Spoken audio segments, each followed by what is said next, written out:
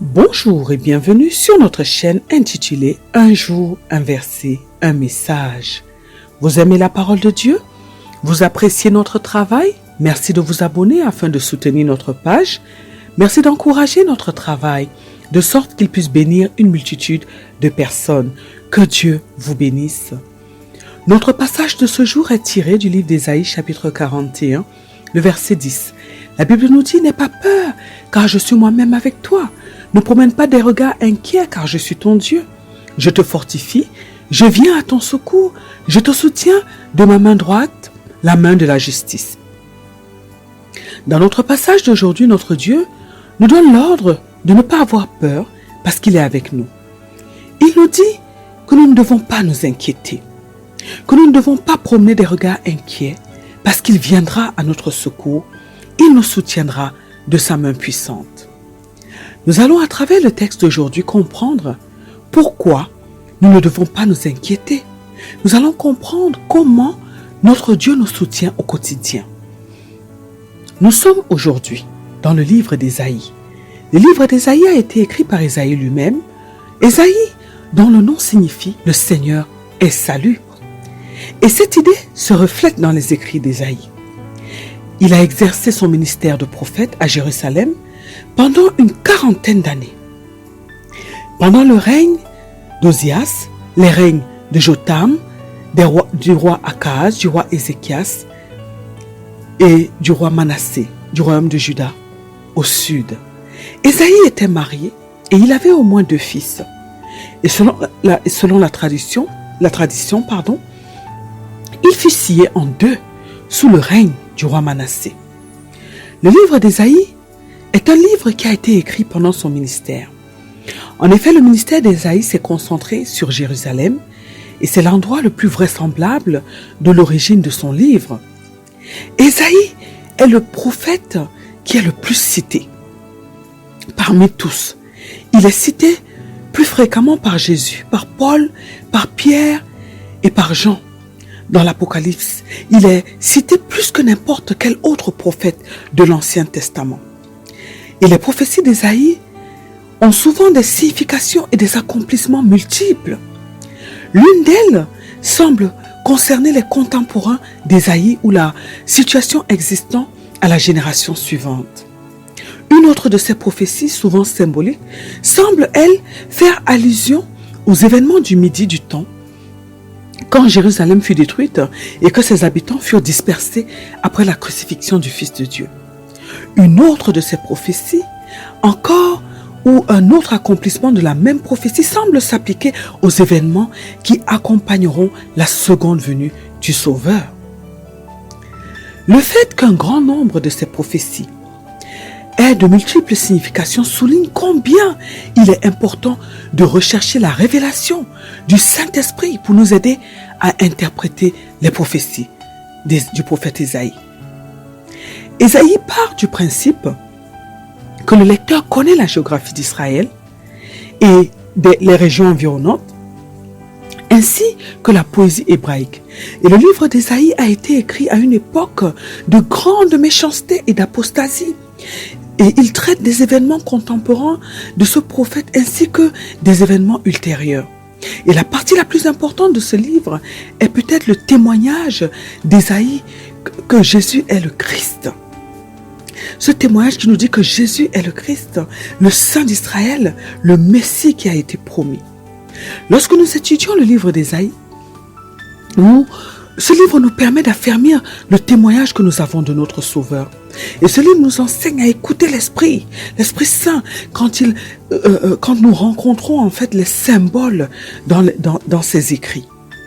Et en mûrissant dans notre compréhension de l'Évangile, nous pouvons alors chérir ce témoignage d'Ésaïe et nous pouvons éprouver le désir d'étudier donc sa parole. Aujourd'hui, nous voulons apprendre à partir des paroles que notre Dieu a dit à Ésaïe concernant les inquiétudes, concernant la peur. Dans notre passage précédent qui était tiré du livre de Deutéronome, chapitre 31, le verset 6, nous avons parlé d'apprendre comment est-ce que nous devons nous comporter face à nos ennemis. Nous avons parlé de comprendre ce que notre Dieu veut nous dire lorsqu'il dit qu'il marchera lui-même avec nous.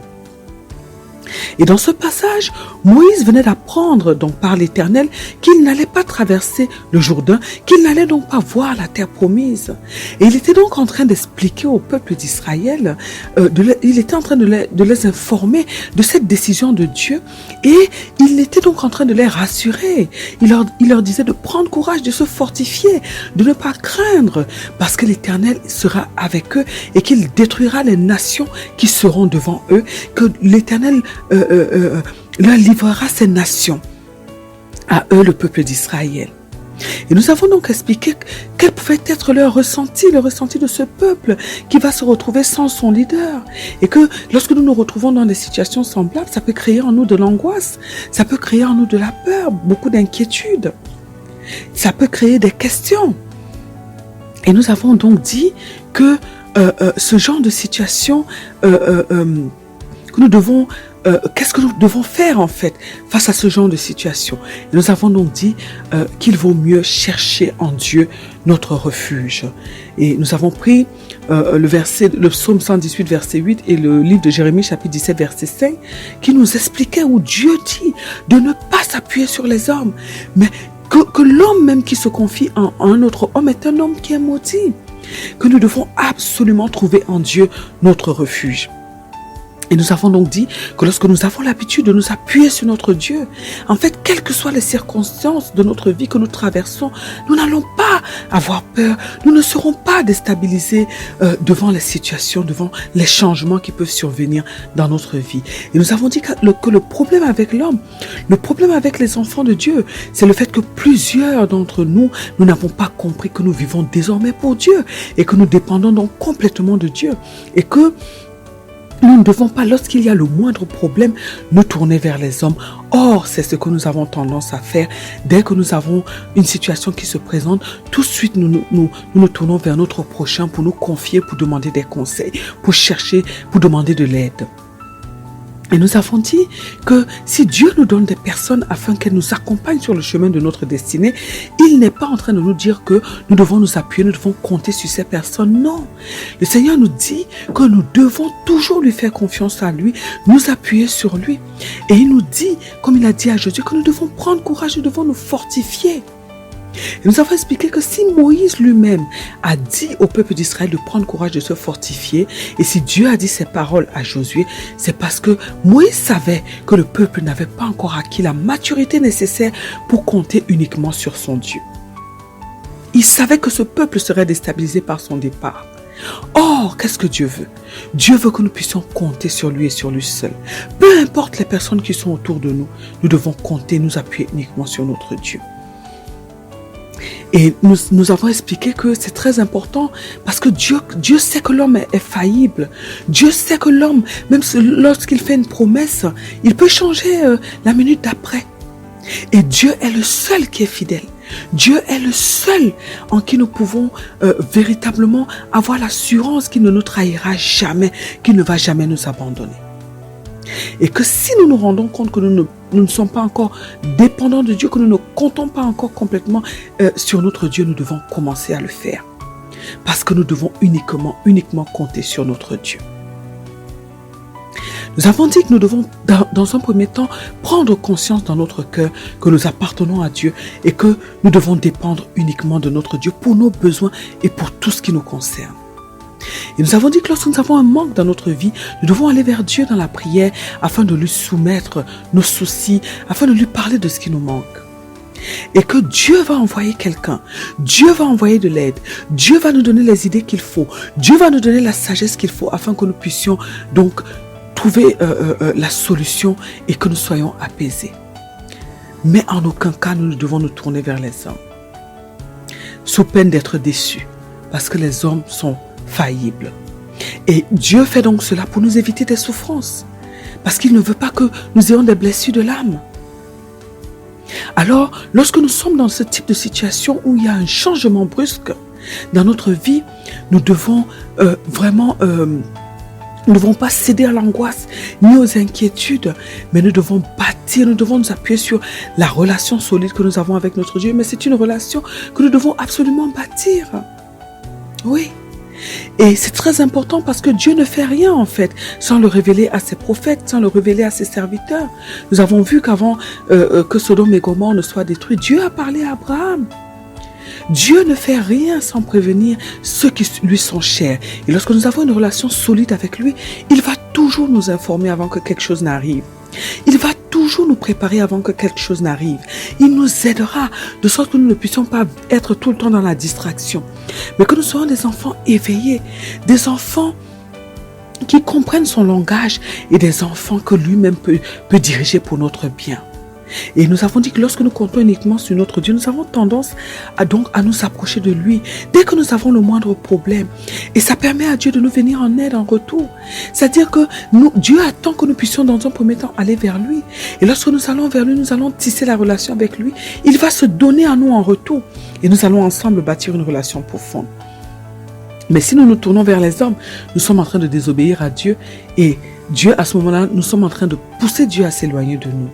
Alors nous avons dit que nous devons comprendre que l'une des solutions que notre Dieu a mis à notre disposition afin d'éloigner la peur, afin d'éloigner l'angoisse, afin d'éloigner les inquiétudes, c'est le fait que nous devons compter, nous dépendre complètement de lui. Que nous devons cultiver cette manière de voir les choses, cette manière de faire les choses. Et nous pouvons être sûrs que nous serons vraiment préservés. Nous avons dit que notre Dieu est tellement fidèle envers nous que nous devons être dans un calme permanent. En fait, le Seigneur a déjà prouvé à maintes reprises que nous pouvons compter sur lui, que nous pouvons lui faire confiance. Nous avons vu comment il a pris soin du peuple d'Israël, comment il a pris soin de David, comment il s'est occupé de ses serviteurs, comment il est venu à leur secours. Nous avons vu tout cela. Dieu est fidèle, Dieu est un Père responsable et ce qu'il nous dit, il le fera toujours. Seulement, nous devons prendre cette habitude et à force de nous habituer à compter sur lui, à aller vers lui lorsque ça ne va pas, notre assurance va augmenter parce que nous allons nous rendre compte qu'à chaque fois, notre Dieu va nous apporter une solution et nous allons toujours nous en sortir, ce qui est vraiment merveilleux. Alors nous avons dit que nous devons comprendre que nous devons nous-mêmes nous fortifier et nous donner du courage en cultivant cette attitude de dépendre complètement de Dieu. Et en le faisant, nous fermons la porte à la peur et à l'angoisse. Parce que lorsque nous nous appuyons sur Dieu, il veille sur nous, il nous informe, vraiment il nous préserve. Et le fait de dépendre de Dieu donne à Dieu la possibilité de toujours agir en notre faveur, de toujours venir en notre secours, ce qui est vraiment merveilleux. Si nous remettons notre vie ainsi que toutes nos situations, tout ce que nous avons dans la main de Dieu, Dieu prendra vraiment soin de nous. Il nous donnera toujours la victoire. Nous n'aurons plus des inquiétudes et notre confiance, notre foi va augmenter et nous serons des enfants heureux, des enfants calmes, des enfants épanouis. Aujourd'hui, nous comprenons que nous devons donc absolument dépendre de Dieu. Et c'est vraiment primordial. Nous devons nous appuyer complètement sur lui pour tous nos besoins et pour tout ce dont nous avons besoin. À travers notre passage d'aujourd'hui, nous voulons donc comprendre pourquoi nous ne devons pas nous inquiéter. Nous voulons comprendre comment notre Dieu nous soutient au quotidien. Et donc, dans le passage qui fait l'objet de notre étude aujourd'hui, notre Dieu, l'Éternel, est en train de s'adresser à Israël qui est Jacob. Jacob qui est devenu Israël. Dieu a appelé Jacob comme son serviteur, mais il avait appelé Abraham comme son ami. Et le Seigneur fait donc comprendre à Jacob qu'il n'est qu'un vermisseau. C'est-à-dire qu'il doit chercher son aide et sa force en l'Éternel parce qu'en tant qu'homme qu'il est, il ne peut pas par lui-même s'en sortir. Et l'Éternel lui dit donc qu'il l'a choisi et qu'il ne l'a pas rejeté. Et Dieu lui dit qu'il ne doit pas craindre parce que lui, son créateur, son Dieu, l'aidera toujours. Il viendra toujours à son secours. Et aujourd'hui, ces paroles s'adressent à nous. Nous qui sommes des enfants de Dieu. Nous savons que nous vivons désormais pour notre Dieu qui nous a rachetés au prix du sang de son Fils bien-aimé Jésus-Christ. Aussi, nous dépendons complètement de Dieu avec qui nous avons signé un contrat pour la vie. C'est pourquoi notre Dieu prend soin de nous. Il nous protège tous les jours, à chaque instant, contre les attaques de nos ennemis. Et il veille sur nous. Et il ne laisse aucune épreuve qui soit au-dessus de nos forces venir nous submerger dans notre vie. Nous sommes donc des enfants qui sont sous une alliance. Et cette alliance nous procure des droits auprès de notre Dieu. Et bien que nous soyons dans une société qui est régie par le système de notre ennemi Satan, nous ne devons pas, en principe, être affectés par toutes les circonstances et les situations négatives qui se déroulent dans le monde. Parce que nous appartenons au royaume des cieux, au royaume de Dieu. Nous dépendons désormais de ce royaume. Mais malgré cela, nous nous rendons compte que beaucoup d'enfants de Dieu vivent encore dans l'angoisse, dans la peur ainsi que dans les inquiétudes. Et ceci est dû au fait que nous ne sommes pas conscients de qui nous sommes. Nous ne sommes pas conscients de qui est Dieu, notre Père. Et nous ne sommes pas conscients de la vie qui est la nôtre dans le royaume de notre Père. En effet, si nous savons que nous sommes des princes et des princesses, si nous sommes conscients que nous sommes des enfants nés du roi le plus puissant qui existe, si nous savons que nous sommes des êtres les plus protégés dans l'univers, que nous sommes des personnes tellement précieuses pour notre Créateur et que notre Dieu est prêt à tout pour notre bien-être, alors nous n'allons pas trembler devant nos ennemis ni devant les situations difficiles de la vie. Notre Dieu nous dit de ne pas nous inquiéter parce qu'il sait qui il est. Il sait qu'il a tout mis en œuvre pour qu'il ne puisse pas nous perdre. Il sait qu'il domine sur toutes choses et qu'il est le détenteur de la puissance ultime. Mais ce qu'il veut, c'est que nous aussi, nous puissions le savoir, que nous puissions en être conscients et que nous puissions complètement lui faire confiance. Le Seigneur nous dit de ne pas nous inquiéter de quoi que ce soit. Parce qu'il nous connaît et qu'il sait de quoi nous avons besoin. Et avant même que notre besoin ne se fasse sentir, le Seigneur a déjà prévu la solution, ce qui est vraiment merveilleux. Dieu est toujours en avance. Dieu sait ce qui va arriver et Dieu a déjà toutes les solutions en avance. Mais alors pourquoi est-ce que nous tombons dans des inquiétudes? Pourquoi est-ce que nous avons peur? Nous tombons dans les inquiétudes parce que nous ne connaissons pas qui est notre Dieu. Parce que nous n'avons pas la révélation de qui est véritablement notre Père. Et nous n'avons pas cette révélation parce que nous ne méditons pas la parole de Dieu. Méditer la parole de Dieu, c'est différent de la lire ou de l'écouter. La parole de Dieu doit pénétrer en nous et changer notre système de pensée. Pour cela, nous devons la décortiquer, la décoder, c'est-à-dire prendre chaque verset et nous demander concrètement ce que notre Dieu veut nous dire. Et nous devons demander au Saint-Esprit de venir nous éclairer, de nous apporter la lumière, de venir décoder les versets bibliques pour nous, afin que nous puissions comprendre les choses et que cela puisse être gravé en nous. Et lorsque nous faisons ce travail, c'est lorsque nous faisons ce travail que notre Dieu vient lui-même se révéler à nous. Il va alors ouvrir notre entendement, nos yeux spirituels, nos oreilles spirituelles, nos sens spirituels et nous donner accès à sa connaissance ainsi qu'à la connaissance de sa personne. Mais nous devons avoir accès au bon discernement de la parole de Dieu à travers l'action du Saint-Esprit.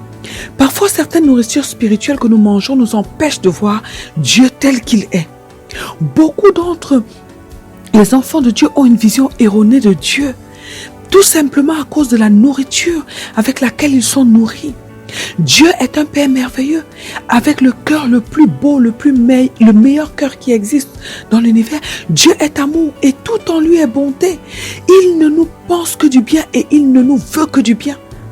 Même lorsque nous nous égarons, même lorsque nous quittons son chemin, il fait tout ce qu'il peut, tout ce qui est en son possible pour nous ramener sur le droit chemin.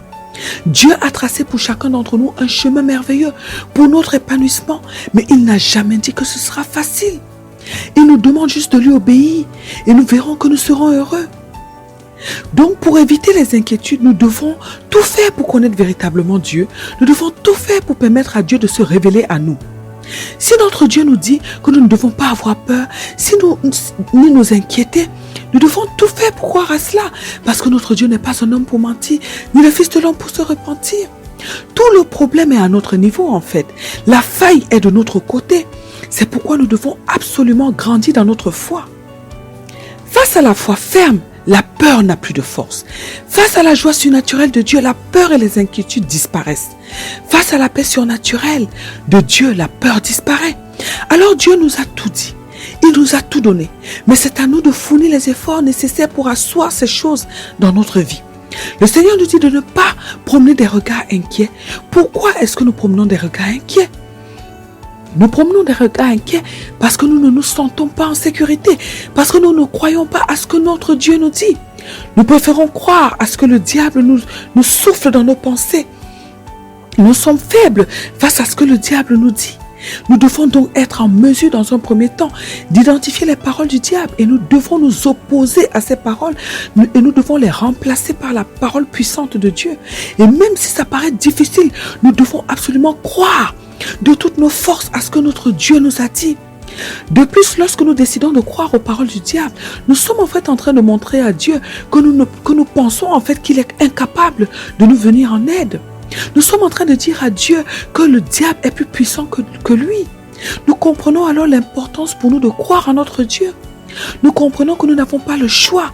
Nous devons activer notre foi, car c'est le seul moyen pour nous d'activer l'action de Dieu en notre faveur. Notre Dieu nous dit aujourd'hui qu'il est avec nous.